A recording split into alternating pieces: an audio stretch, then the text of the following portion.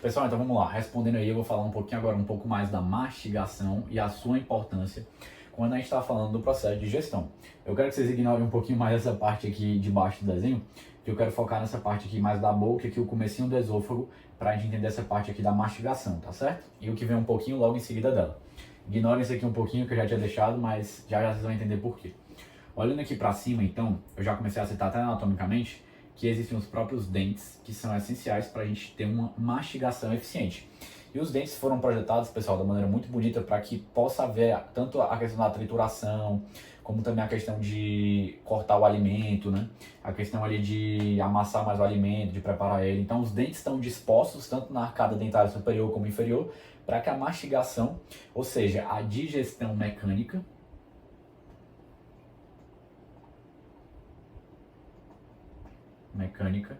tenha a sua máxima eficiência. E quando a gente está falando aqui da digestão mecânica, também a digestão química, depois eu vou entrar um pouquinho mais detalhadamente, mas eu queria que vocês entendessem o quê? O seguinte, que para esses dentes estarem ali justamente fazendo o trabalho deles, é necessário que haja uma coordenação aqui, de além de dentes, está uma coordenação de diferentes músculos. Aqui especialmente músculos mandibulares, músculos aqui da face, que não cabe aqui muito entrar, não sei tanta anatomia, estou só citando aqui a existência deles, para que haja uma mastigação eficiente de fato, tá bom? Então, isso aqui eu queria comentar bem rapidinho da mastigação, e para ir um pouquinho mais além, para a gente entender o processo aqui do alimento, eu quero falar o quê? Que aqui quando entra o alimento, começa a própria questão da mastigação, e esse processo vai fazer o quê? Vai formar aqui o bolo alimentar. Então o bolo alimentar é formado ali na própria boca ainda, para logo em seguida passar aqui para o nosso esôfago. E o bolo alimentar, só para dar aqui um exemplo para explicar por que isso aqui é importante, né? Porque digamos que eu tenho um vegetal. Os vegetais, por sua vez, digamos que estou comendo ali um brócolis, por exemplo, eles são muitas vezes recobertos pelo quê? Celulose. E a celulose, ela não consegue ser digerida pelo nosso trato gastrointestinal lá para baixo.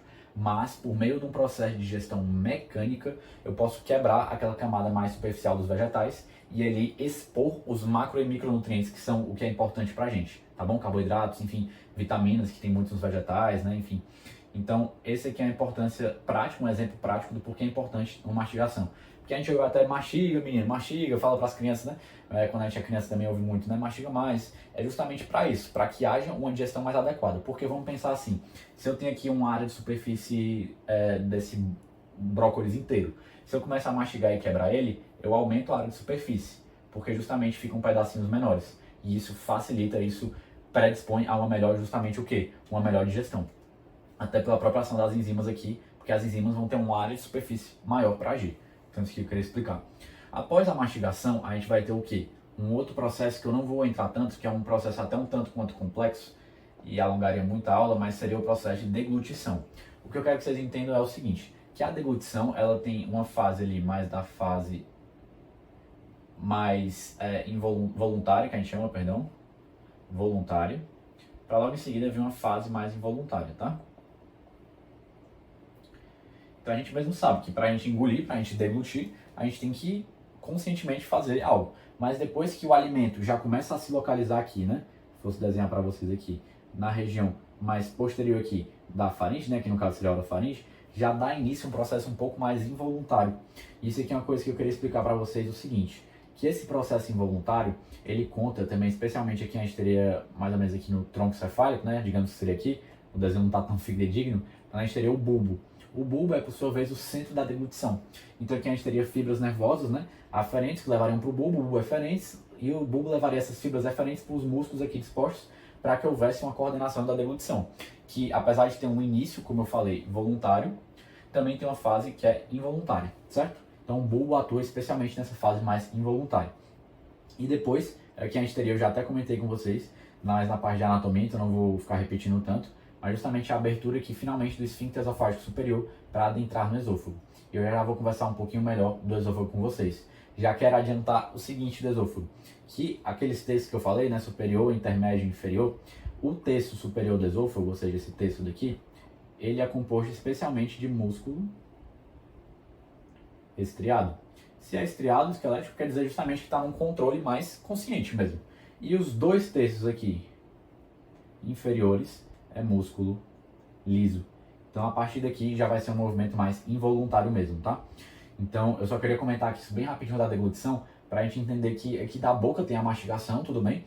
Mas antes de chegar no esôfago também tem esse processo da deglutição, que envolve tanto uma fase voluntária como uma fase involuntária. E aqui tem o bulbo participando especialmente da fase involuntária, tá certo? Eu já expliquei algumas coisas de outras coisas que há o fechamento do palato mole e fechando-se o palato mole, o que acontece? Eu não tenho a passagem do alimento para a cavidade nasal. Também há o fechamento aqui, não está desenhado a laringe e a traqueia, mas há um fechamento da epiglote das cordas vocais para que não entre alimento aqui.